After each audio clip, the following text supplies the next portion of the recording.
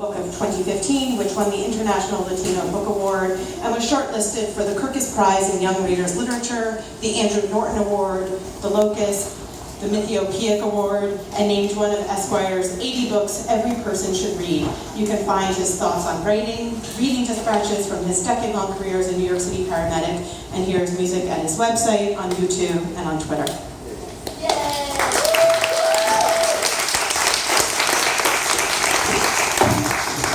Hey, what's up? I honestly didn't know I was going first. Just like a big smile on my face. Y'all having a good time? Yeah. It's not really that kind of event. Calm down. Stop having a good time. Relax. Serious shit. Thank you so much. Really honored to be here. Really happy this event is happening. I'm going to read a piece of microfiction that was randomly published on Salon, because sometimes Salon does microfiction. Did you guys know that? So they published me. It's called Hecho. In the Ortiz funeral home on Lorimer, Candida Rivera de Leon dabs smudged eyeliner and raises a perfectly threaded brow at the ladies' room mirror. She holds her phone out, cranes her neck slightly as if Miguel was still wrapped around her, kisses out her lips because the deed is done. It's over. Good riddance. Nice knowing you. Come mierda. Autopsy inconclusive. And anyway, the mirror says she still got it. And when all is in place, she snaps the picture. Thank you.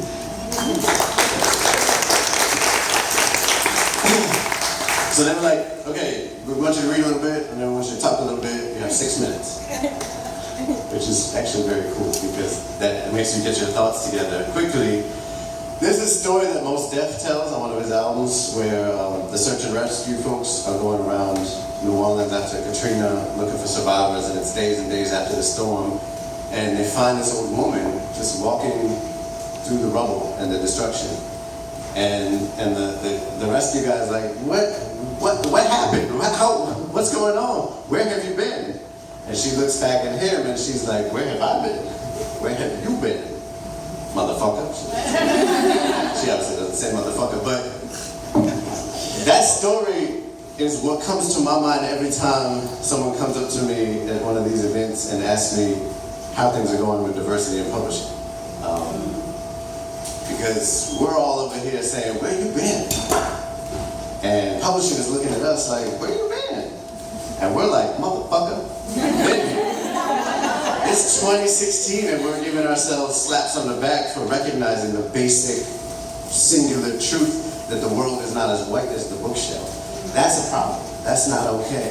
And the biggest problem I have, the thing I really want to address right here, is that the free speech world has been in a largely similar situation. We haven't felt the free speech movement have our back in the way that we needed to. And now that things are happening and changing, suddenly folks showed up.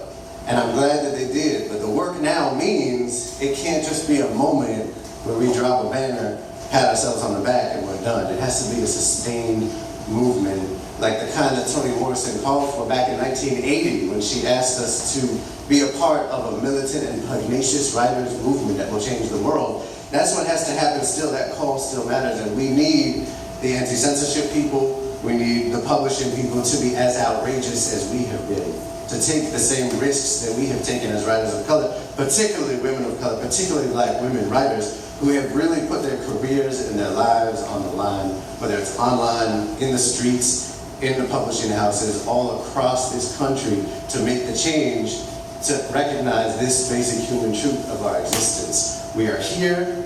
We've always been here. We will continue to be here and tell our stories. They will be audacious and badass and ridiculous and outrageous. They will call out white supremacy, and we need y'all to call out white supremacy by our sides. Otherwise, it will just be us again and again, over and over, and we will keep doing it.